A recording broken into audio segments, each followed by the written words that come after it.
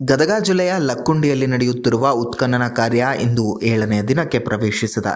ಪುರಾತತ್ವ ಇಲಾಖೆ, ಜಿಲ್ಲಾಡಳಿತ ಹಾಗೂ ಲಕ್ಕುಂಡಿ ಪಾರಂಪರಿಕ ಅಭಿವೃದ್ಧಿ ಪ್ರಾಧಿಕಾರದ ನೇತೃತ್ವದಲ್ಲಿ ಉತ್ಖನನ ಕಾಮಗಾರಿ ಮುಂದುವರೆದಿದೆ. ಕಳೆದ 6 ದಿನಗಳಲ್ಲಿ ಅನೇಕ ಪ್ರಾಚ್ಯ ವಸ್ತುಗಳು ಪತ್ತೆಯಾಗಿದ್ದು, ಇಂದು ಸಹ ಹೆಚ್ಚಿನ ಅವಶೇಷಗಳು ಸಿಗುವ ನಿರೀಕ್ಷೆ ಇದೆ. ಸುಮಾರು 35 ಜನ ಕಾರ್ಮಿಕರು ಉತ್ಖನನ ಕಾರ್ಯದಲ್ಲಿ ತೊಡಗಿದ್ದು, ಭೂಮಿ ಅಗದಂತೆಲ್ಲ ಮತ್ತಷ್ಟು ಮಹತ್ವದ ಅವಶೇಷಗಳು ಪತ್ತೆಯಾಗುವ ಸಾಧ್ಯತೆ ಇದೆ.